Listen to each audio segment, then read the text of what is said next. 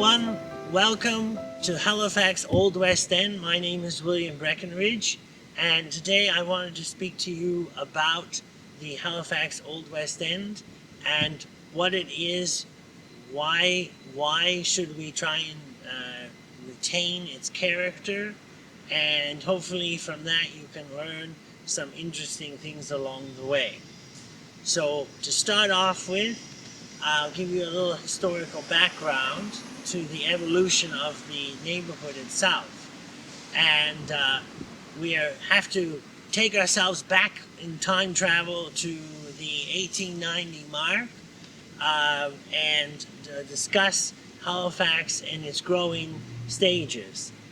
Much like today, it was a big boom in the city and expanding.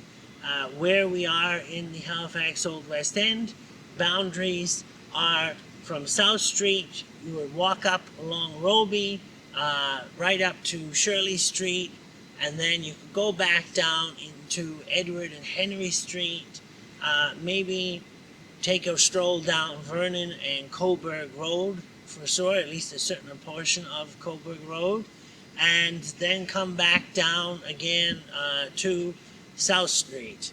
And so that's your definitive area. That was the west side of Roby, and all along Roby Street were just empty pasture fields right up until the 1885 mark, and then really heavy development started in the 1890s.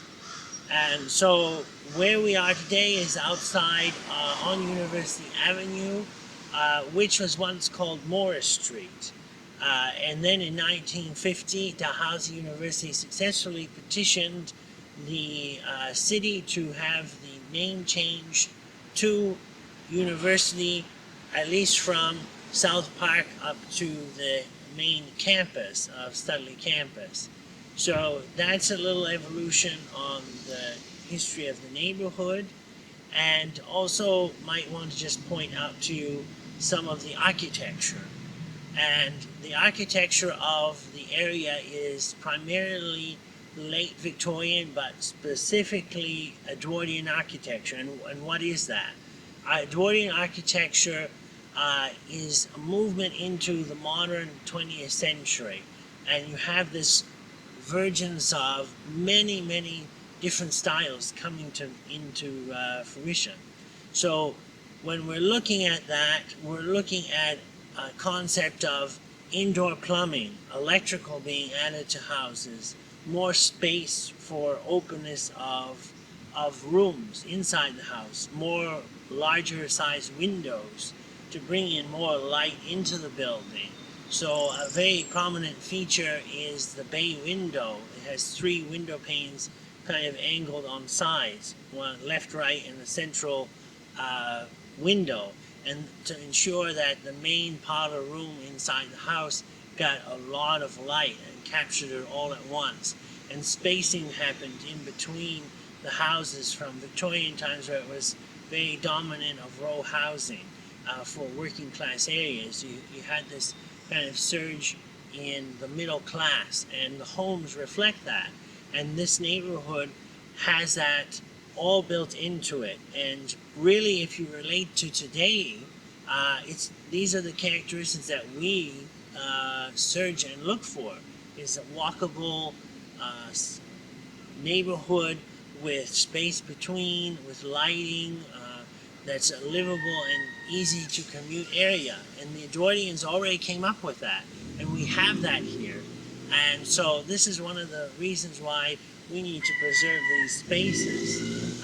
It makes Halifax what Halifax is, the character, the unique architecture, because in Halifax, Edwardian architecture blended different styles. So you have Queen Anne maybe blended with Second Empire styles, and all these styles reflected that time period.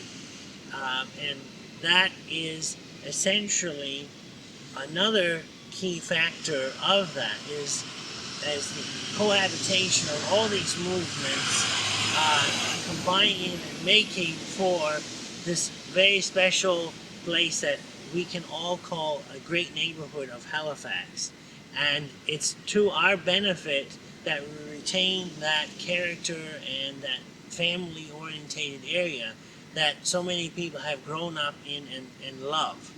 And the way we do that is by making appropriate bylaws and that to do that. And a key component is talking about heritage registrations and heritage conservation districts. For my own part, my neighborhood of Smithville, which is just behind Spring Garden Road, became a heritage district in 2018. From there, we have seen preservation, conservation, a better, stronger community coming together and saying, you know what, we like the homes we live in. We want to see the homes grow and expand in a particular way so that we can keep the character and the community that we have. And some people might say, oh, you know, we need the larger growth. Well, yeah, you can't have that by adaptability. And that's what Edwardian architecture can do, is it's adaptable. And we can get into many places that might need to be converted into smaller units because of the large size, the grand scale that the houses were built in. There is a convertible factor. So we are not trying to suggest here that we're going to museumify any part of the neighborhood. We want to see growth, but in a respectable, community-orientated way. And with a heritage conservation district, the community comes together, forms a stakeholder committee, and works with the city staff to make a district happen. And the community has meetings and input like you do not have currently going on under other regimes that have occurred. So really, it's just critical to move that forward. And I do hope that people come out and understand that and educate themselves, one, about their own homes that they have in the area, and what does it all mean? What does the heritage mean to them? And really, that word is a loaded word for many, and instantly they think, oh, I won't be able to do this, I won't be able to. Actually, no, it's what you make of it, but you have to work together to get that result. So that's the message today that I wanted to convey, and really hope that you can join in and create something that is special, that will be positive for the economy, for the social community of Halifax, and for your own neighborhood.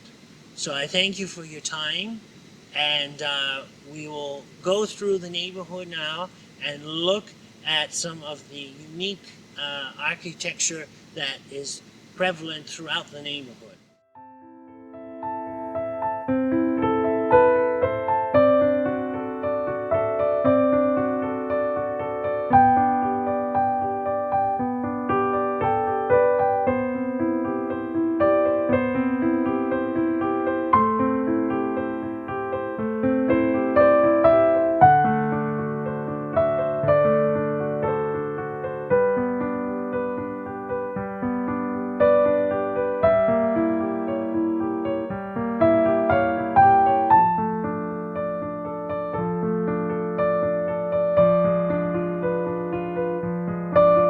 So I wanted to go into an idea of adaptive reuse and the reusing buildings in different ways, which is not an unknown concept in Halifax. In fact, in Victorian times and Edwardian times, they would move buildings. And potentially right now I'm researching to confirm that here at 1321 Edward Street was actually moved to this location by George Wright. So George Wright moved this house here potentially. I'm still researching it, but it looks good. He owned the land. It's marked on the 1909 map for this portion of the block here on Edward Street as he owning the lot. And the building again was purchased, and the property was purchased on Morris Street at Wright Avenue, that whole block. And George Wright made that into a first utopian ideal development in Halifax, where the rich could live next to the middle class and maybe both would learn from each other. It was an interesting concept, and he was a very interesting figure in Halifax. His funds from his estate still work today in the YMCA and help many other organizations to this day, like the Women's Council. That was his main home.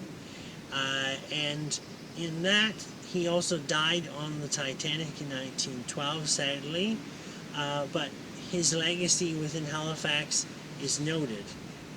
And so this idea of reusing was one that he used to potentially move this house from Schmidtville to here. And some points of the architecture to point out is that you can clearly see here the design of it, the bay windows, the dormers on the house, and on the roof you can still see how the original lines would have been. And it looks to me like there would have been two doors here, a double door, which is very traditional architecture within the Smithville area. And because this would have been actually part of Leston's tannery as an original building, it could go back to as far as 1835, but the research is continuing on. The main point is that we do not have to tear houses down, we can reuse them. It's not a new concept, it's a very old concept, and one where we could go through Halifax and say, yes, that building was moved in Victorian times. If they can do it with a horse and buggy system, we can do it today. So my name is Peggy Walt, and I've been a resident here in this neighborhood for over 25 years. It's a great place to live. We love walking everywhere downtown. The location's wonderful, close to the Arts Center and concerts and the archives, and it's a great neighborhood. We've got a real mix of professionals and families, seniors, students, and what I really love so much about my house and this neighborhood is the architecture.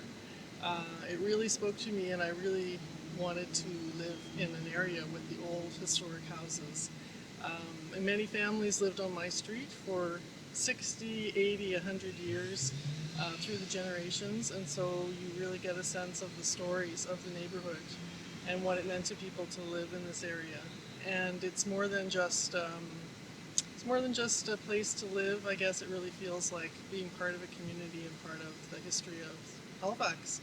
And we're very used to now the high ceilings and the moldings and the features of the old homes, and we just love it. So it's been a great place to raise our kids and have them going to the local schools and being able to walk and maintaining the heritage and distinctiveness of our property.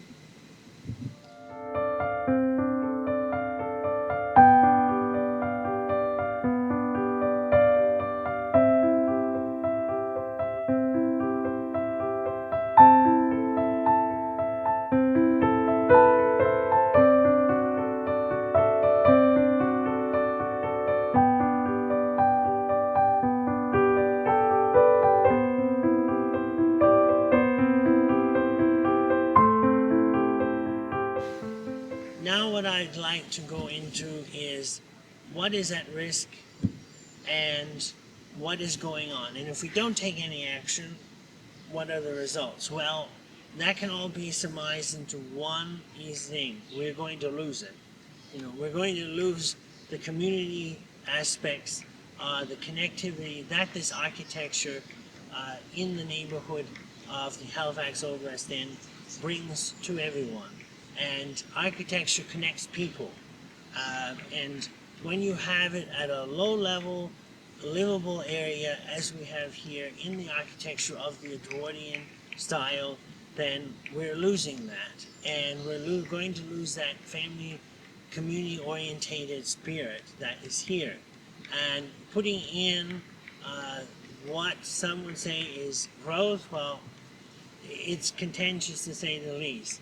We can do better than that. And in Halifax in the past, as we've shown in this video, Halifax has moved buildings. We have done things differently in the past. Not all of it is good, not all of it is bad, but we need to come together and really see the neighborhood for what it is. And it's truly a great loss to see a historic, good, flexible building come down for no reason. Absolutely no reason. It's just not necessary. And there are many examples of it. And if we don't take action now, more and more and more will be lost. And I cannot stress that. And the negative effects on the community, socioeconomic, diversity, sense of place, orientations, of your directions, it's all there. There's just so many factors, and we really need to rethink how we are growing and how we are adapting to the future use in the neighborhood. And that can all be achieved by creating a heritage conservation district. It's time to bring the community together, realize that this is the Halifax Old West End, and bring us all together into a sensible, smarter future. Thank you.